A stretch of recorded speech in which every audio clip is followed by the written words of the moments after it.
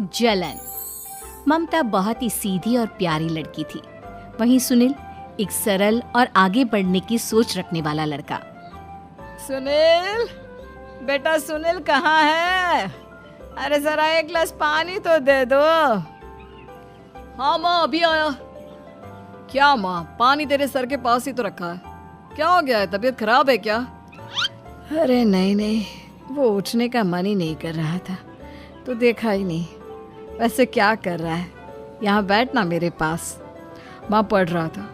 वो क्या है ना, नौकरी में तो वक्त नहीं मिलता, अब ऑफिस से घर आकर ही तो वक्त मिलता है। अच्छा अच्छा ठीक है, पढ़ ले जा बेटा। सुनील पढ़ लिख कर और आगे बढ़ना चाहता था, लेकिन माँ की तबीयत खराब देखकर सोचता है कि शादी ही कर ले। कब तक माँ का ख्याल वो अकेले रख पाएगा? तो एक दिन, माँ ये ममता है, मैंने इससे शादी कर ली है। तुम्हारी तबीयत भी ठीक नहीं रहती, तो मैंने सोचा शादी कर लेता हूँ। घर संभालने वाली और तुम्हें संभालने वाली कोई आ जाएगी तो अच्छा रहेगा। माँ अचानक से सामने बहू देखकर हैरान रह जाती है। बेटा ये क्या बात होती है? न बैंड, न बाजा, न दहेज, न शगुन, ऐसे कैसे बहू आ गई? माँ तू तो जानती है, मैं नौकरी के साथ पढ़ाई कर रहा हूँ, तो कहाँ से इतना पैसा बचा पाता कि धूमधाम से शादी करता। वैसे भी माँ, लोग तो आकर खाकर निकल जाएंगे, इसलिए बस वैसे ही। माँ जी, मैं आपका ख्याल रखूंगी। वैसे भी ये आगे की पढ़ाई कर रहे हैं, अच्छा कुछ कर गए तो सबके दिन फिर से अच्छे आ जाएंगे। सास को ममता की बात ठीक तो लगती है, लेकिन मन में कहीं ना कहीं लगता है कि कहीं बहू बेटे को लेकर फुर्र ना हो जाए और फिर तो वो रह जाएगी अकेली।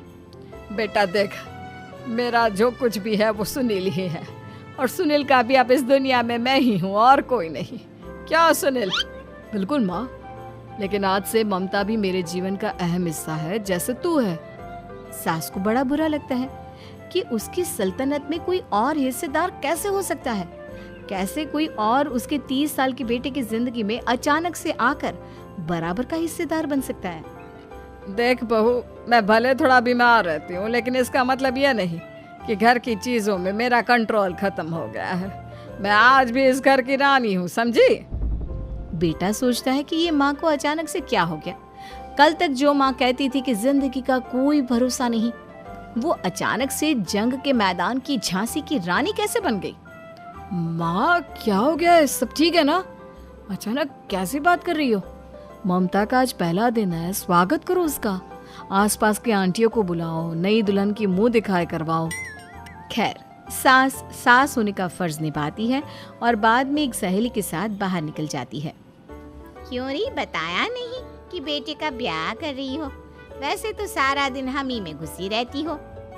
अरे मुझे भी तभी पता चला, क्यों अचानक सर पर लेकर आ गया। कहता है बहू है माँ तुम्हारी, अब इसको भी इतना ही मैं प्यार करता हूँ जितना तुझे करता हूँ।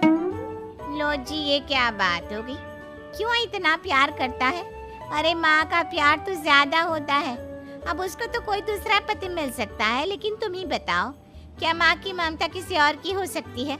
ना जी ना, बेटे को समझाओ ये बात। अरे क्या समझाऊं, मुझे तो खुद ही समझ में नहीं आ रहा कि क्या हो रहा है। जो बेटा कल तक माँ माँ करता था, अचानक से बीवी बीवी का राग आलाप रहा है। देखा, उसकी बीवी ना सुंदर और जवान है। सुंदरता के आगे तो एक से एक नहीं टिके, तो तेरा बेटा किस खेत की मूली है? सास को भी समझ में आ जाता है कि बहू की सुंदरता के आगे माँ का प्यार किसी काम का नहीं। उधर बीवी, ए जी, अम्मा जी सहेलियों को छोड़ने गई थी, अभी तक आई नहीं, हम देख आए क्या? अरे रहने दो ना, आ जाएंगी। कहाँ जाएगी, उनकी आदत है, एक बार जाती है तो पूरी पंचायत खत्म करके ही आती है। अच्छा ही है, खाना वाना खा कर गई होगी। छोड़ो ना, घूमेगी तो खाना पचेगा, नहीं तो ऐसे ही खाट पकड़ लेगी। बहू भी शांत हो जाती है। उधर सास सोचती है कि आज थोड़ा देर से ही घर जाती हूँ, जब बेटा परेशान होकर ढूंढेगा तब मजा आएगा। बीवी को खुद ही पता चल जाएगा कि माँ के आगे उसकी दाल नहीं गलेगी। लेकिन वहीं दूसरी ओर घर पर, ए जी, माँ जी अभी भी नहीं आई, हमको तो घबराहट हो रही है कि क्या करें, जाकर पता करें किसी के घर। अच्छा, कहाँ जाओगी ये भी बता दो। पहला दिन है तुम्हारा इस घर में और एक ही दिन में मोहल्ला छानोगी क्या? हाँ, तो आप भी तो नहीं जा रहे हैं ना, हमको फिक्र हो रही है। अरे यार, ये रोज का है अम्मा का, खाओ और सो जाओ। बस फिर क्या था, बेटा बहू खाना खाते हैं और कमरे में सोने चले जाते हैं। उधर जब सास को कोई देखने नहीं आता तो वो हार कर घर आ जाती है, जहाँ वो देखती है कि सारे घर की लाइट्स बंद है। सास को गुस्सा आता है, बहू, ममता बहू कहाँ हो? लेकिन सारे दिन की थकी बहू को ऐसी नींद आती है जैसे किसी ने भांग की गोली खिला दी हो। वो तो नहीं उठती। उठकर आ जाता है बेटा। क्या बात है अम्मा, काहे चिल्ला रही हो? अरे सो जाओ ना, सुबह की थकी है बहू, वो सो रही है। जोर से बोलोगी तो नींद खुल जाएगी उसकी। माँ को गुस्सा आ जाता है। फिलहाल तो सो जाती है, लेकिन मन ही मन ढेर सारा जहर बहू के लिए भरा होता है। सुबह बहू चाय बना रही होती है कि सास धीरे से गैस तेज कर देती है, जिससे चाय का बर्तन जल जाता है। और जैसे ही बहू चाय का बर्तन उठाती है, उसका हाथ जल जाता है। मेरा हाथ जल गया। वो जोर जोर से चिल्लाकर इधर उधर भागती है कि सास थोड़ी देर में उसके हाथ में पानी डाल देती है। हाय रे बहू, क्या कर रही हो? पहली बार रसोई छुई हो क्या? सासू माँ गलती से गैस तेज रह गई थी और बर्तन जल गया, जिससे मेरा हाथ जल गया। हाय रे, कितना गंदा दाग। छी छी छी छी, मुझे तो उल्टी आ रही है तेरा गला हुआ मांस देखकर। तू ना मुझे अभी साथ से खाना मत लगाना। बहू भी खुद का हाथ देखती है तो उसे भी रोना आ जाता है। कुछ दिनों के बाद सास की सहेली आती है, बहू चाय बनाकर लाती है। उसके जाने के बाद सहेली कहती है, बहू की सुंदरता ऐसी है कि कोई भी दीवाना हो जाए। वैसे तेरे बेटे का क्या हाल है? अरे वैसा ही है, बहू के पीछे लट्टू। क्या करूं, कुछ समझ में नहीं आ रहा। मैंने तो बहू के चेहरे पर दिवाली के पटाखे की चक्री फेंक दी, उसका पूरा चेहरा जल गया। अब देखो ना रही सुंदरता, और ना ही अब मेरा बेटा उसे पूछता है। अरे अब तो वो उसे छोड़कर दूसरी भी देखने को बोल गया है मुझे। बहू सारी बात सुन रही होती है। आंटी एक बात बताइए, क्या भरोसा है कि दूसरी सही आए और आपके अनुसार रहे? देखिए आंटी, मेरी सासू माँ को गलत बात सिखाने की जरूरत नहीं है। हमारा परिवार साथ में खुशी से रह रहा है। देख बहू, मेरी सहेली की बेइज्जती ना कर, वही अच्छा रहेगा तेरे लिए, समझी? बहू नहीं मानती है। वो बार बार उनकी सहेली को घर से निकल जाने को कहती है। तभी सास की सहेली पास के चूल्हे से लकड़ी लाकर बहू के चेहरे पर लगा देती है। बहू जोर जोर से रोने लगती है। अरे ये क्या कर दिया? मैंने कहा किया, ये तो तूने किया। तू ही नहीं चाहती थी कि बहू बेटे के साथ रहे, भला मैं क्यों करूंगी? मैं तो चली, निपटो अब। बहू रो रही होती है, दर्द से चिल्ला रही होती है, लेकिन सास उसे डॉक्टर के पास नहीं ले जाती। तभी पति आता है। क्या हो गया ममता? ये दाग कैसे लगा? तुम कैसे जली? ममता कुछ नहीं कहती, बस दर्द से करा रही होती है। पति माँ की तरफ देखता है। हो ना हो माँ, ये पक्का आपका काम है। आप ही ममता से जला करती थी ना। देखना माँ, अब पुलिस आएगी, केस बनेगा, लेकिन पहले मैं ममता को अस्पताल लेकर जा रहा हूँ। सभी अस्पताल जाते हैं, जहाँ डॉक्टर ममता की सास से कहते हैं,